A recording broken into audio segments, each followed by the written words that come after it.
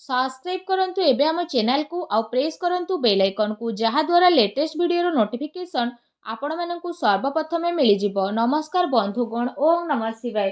बंधुगण, आजिर वीडियो रे आमे आपण मानकु कहिबु तृतीय सप्ताह अर्थात 15 रु 21 तारिख पर्यंत समय आपणकर किपरि कटिबो, केउ प्रकारर ए सप्ताह को आपण प्लानिंग करिवे, ए सप्ताह आपणकर किपरि कटिबो, विशेष भाବରେ जदि कहबा केउ सब जिनिस रे आपणकु फायदा मिलिबो, केउ सब जिनिस रे आपणकु सावधानता अवलंबन करबाकू पड़िबो, आपणक लव लाइफ, कैरियर, बिजनेस, व्यापार ए सप्ताह रे किपरि रहिबो, ता सहित प्रतिटी दिन को आपण किपरि कटेइबे, स्वास्थ्यर महत्वपूर्ण इनफॉरमेशन मध्ये आमे वीडियो रे आपण मानकु देबु।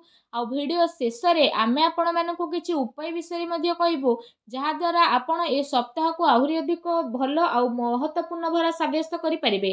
आगो को वीडियो आरंभ करबा पूर्वरु हमर आपणकु रिक्वेस्ट, जदि आपण हमर ए चैनल रे नुआ आछंती चैनल को सब्सक्राइब करंतु, सांगरे नोटिफिकेशन रो बेल को मध्ये ऑन करंतु, जहा द्वारा समय समय देश नुआ नुआ वीडियो रो नोटिफिकेशन आपणक पाखरे पहुंची जिवो। आसंतु जानिबा किपरि रहइबो आपणक पई तृतीय सप्ताह अर्थात 15 रु 21 तारिख पर्यंत समय। जदि सबुठारु प्रथमे आमे आपणको कहबु कि ए सप्ताह रे आपणक पई कोन सतरे पॉजिटिव रहिबा पई जाउछि। जदि विशेष भाବରେ कहबा फ्रेंड्स, ए दिन रे कोनोसी राजनीति लोकंक सहित आपणकर साक्षात हेबो, आ ए सप्ताह रे आपणक लोकप्रियता बढ़िबो। ता सहित जन संपर्ककर दायरा मध्ये आपण विस्तार करिवे। संतानक तरफरु तांकर कैरियर को नै कि सप्ताह रे कोनोसी शुभ समाचार मध्ये मिली पारे। आपणकर सिद्धांतवादी दृष्टिकोण समाज एवं धार्मिक स्थल रे आपणको विशेष भाବରେ सम्मानजनक उपाधि मध्ये प्रदान करिवो। एहा सहित धार्मिक एवं आध्यात्मिक गतिविधि रे आपणकर विशेष भाବରେ महत्वपूर्ण योगदान रहिबो। प्रॉपर्टी संबंधित कोनोसी अटकी थिबा कार्य पूरा हेबार मध्ये संभावना बनुछि। ता सहित ए दिनर समय रे आपणको बहुत भलो स्थिति रहिबो। ता सहित जदि कहिबा भाग्य एवं संतान संबंधित कार्य रे मध्ये सुविधा आपणको प्राप्त होई जिवो। आपणकर विवेक एवं आदर्शवादी स्वभाव विशेष भाବରେ आपणको पई महत्वपूर्ण उपलब्धि नै कि आसीबो। ता सहित ग्रहर स्थिति ए दिन रे आपणक पई काफी संतोषजनक रहिबो। जो लोक माने आपणक खिलाफ रे थिले से लोक माने विशेष भाବରେ आपणक पक्ष रे रहिबे, आ संबंध रे मध्ये आपणकर काफी सुधारता देखिबाकू मिलिबो। सबु कार्य ए सप्ताह रे आपणकर शांतिपूर्ण भाବରେ संपन्न हेबार नजर आसीबो। ता सहित भावुकता कारणरू वैवाहिक दृष्टिकोण आपणक काम रे सहायक प्रदान करिवो। ए दिन रे आपणकर सकारात्मक आ संतुलित भावना आपणको आगको बढ़िबा एवं निजर कार्य को सुचारू रूप रे संपन्न करिबारे मध्ये बहुत सहाय्य सहयोग प्रदान करिवो। घरे कोनोसी धार्मिक उत्सवर मध्ये विशेष भाବରେ ए दिन रे योजना बनिबो। आपण पुणी थरे निजे निजकु ताजा विशेष भाବରେ अनुभव करिवे। एहा सहित जदि कहबा अटकी थिबा पेमेंट मध्ये मिलिबा कारणरू विशेष भाବରେ आर्थिक स्थिति रे आपणकर काफी टाइम पर्यंत सुधार आसीबो, जहा द्वारा आपणको काफी खुशी मिलिबो एवं आपणक मन बहुत ही प्रसन्न रहिबो। आसंतु जानिबा ए दिन रे आपणक पई कोन नेगेटिव रहिबो। कोनोसी भी प्रकारर उधारी ठारू ए सप्ताह रे आपण दूरी रुहंतु। धन लेण देण संबंधित कार्य करिबा ठारू आपण छलना बा धोकार मध्ये शिकार होई पारंती। कोनोसी भी काम करिबारे अधिक भाबी चिंती कि निजर टाइम को लगांतु नाही। एहा द्वारा समय आपणक हातरू बाहरी मध्ये जाई पारे। सामाजिक संपर्क को मधुर बनाई के रखिबार अति आवश्यकता रहिछि, कारण केबे केबे किछि नकारात्मक पुरुणा कथा पुणी थरे मध्ये उठी पारे, जहा द्वारा जदि कहबा आपण निजर मनोबल रे काफी टाइम पर्यंत कमी अनुभव करिवे। निजर स्वभाव को पॉजिटिव बनै कि आपण रखंतु। ए कथार मध्ये आपणको ध्यान देबार आवश्यकता रहिछि कि आपणकर सरल स्वभावर किछि लोक माने भूल फायदा मध्ये उठाई पारंती, जहा द्वारा विशेष भाବରେ आपणक मनर स्थिति किछि विचलित मध्ये होई पारे। अन्यर कथा को सुलझेइबारे आपणकर केते सारा महत्वपूर्ण कार्य मध्ये अटकी पारे। कोनोसी प्रकारर जदि कहा सहित वादा करिसेंती तो ताको पूरा करंतु, नचेत समाज रे आपणकर इमेज बिगिड़ी पारे। आउ किछि लाभदायक मौका मध्ये आपणक हातरू बाहर जिबार विशेष संभावना बनुछि। एहा सहित जदि कहिबा देखा देखी प्रक्रिया रु आपण दूरी के रुहंतु। ए समय रे धन संबंधित किछि नुकसानदायक स्थिति मध्ये हेबो, जहा द्वारा जदि कहबा कोनोसी भी प्रकारर निवेश को आपण ए समय रे बाहर करि दियंतु। संपत्ति संबंधित विवादीय मामला रे ଧ୍ୟାନ ରଖନ୍ତୁ କି ଭାଇଙ୍କ ସହିତ ସମ୍ବନ୍ଧ ଆପଣଙ୍କର ଖରାପ ନ ହେଉ। ପିଲାଙ୍କର ଗତିବିଧିରେ ଧ୍ୟାନ ରଖିବାର ଅତି ଆବଶ୍ୟକତା ରହିଛି।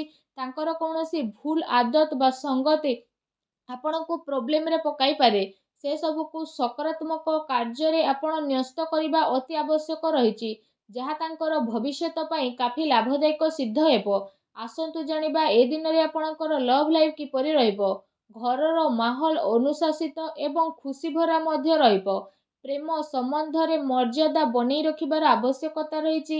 ଆପଣ ଆପଣଙ୍କର ସମସ୍ୟାକୁ ସୁଲଝେଇବାରେ ନିଜର ଜୀବନସାଥୀ ଆଉ ପିଲାଙ୍କର ପୁରା ସହଯୋଗ ମିଳିବ, ଯାହାଦ୍ୱାରା ଆପଣଙ୍କର ଆତ୍ମବିଶ୍ୱାସ ମଧ୍ୟ କାଫି ଭଲ ବନିକି ରହିବ। ଅତି ସମ୍ପର୍କୀୟ ଲୋକଙ୍କ ସହିତ ମେଳ ମେଳାପ ଏବଂ ବୁଲାବୁଲିର ଏ ସପ୍ତାହରେ ଆପଣଙ୍କର ଛୋଟ ମୋଟ ପ୍ରୋଗ୍ରାମ ବନିପାରେ, ଯାହାଦ୍ୱାରା ଘର ପରିବାରର ବାତାବରଣ ଆପଣଙ୍କର ଖୁସିଭରା ଆଉ ସୁଖଦପୂର୍ଣ୍ଣ ରହିବ।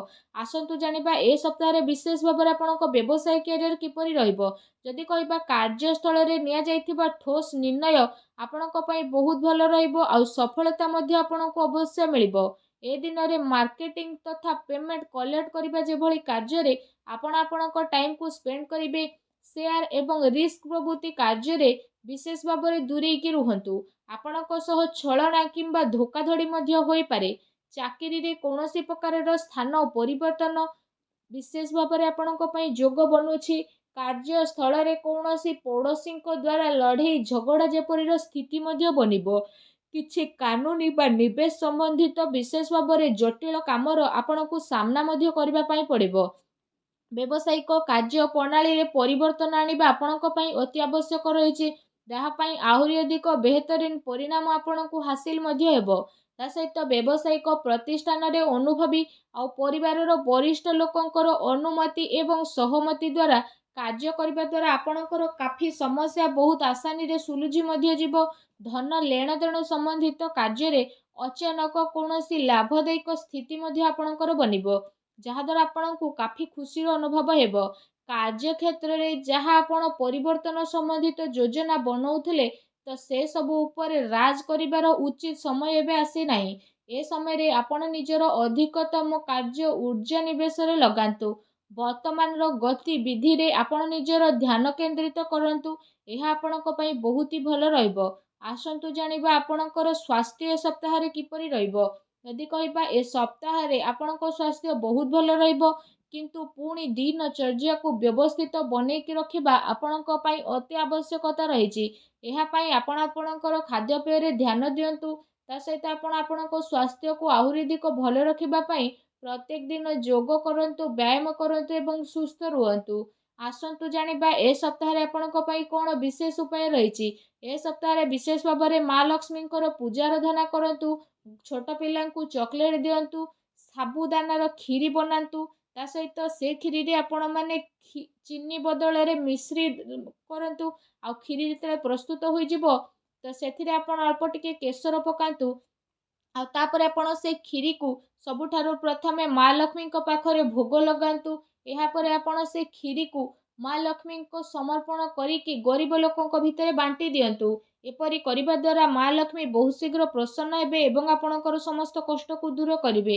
ମା ଲକ୍ଷ୍ମୀଙ୍କୁ ଭଲ ପାଉଥିଲେ ସଚ୍ଚା ଦିଲରେ କମେଣ୍ଟ ବକ୍ସରେ ଜୟ ମା ଲକ୍ଷ୍ମୀ ଅବଶ୍ୟ ଲେଖନ୍ତୁ ଓ ଭିଡ଼ିଓକୁ ଲାଇକ୍ ଆଉ ସେୟାର କରିବା ପାଇଁ ଆଦୌ ବି ଭୁଲନ୍ତୁ ନାହିଁ। ଧନ୍ୟବାଦ।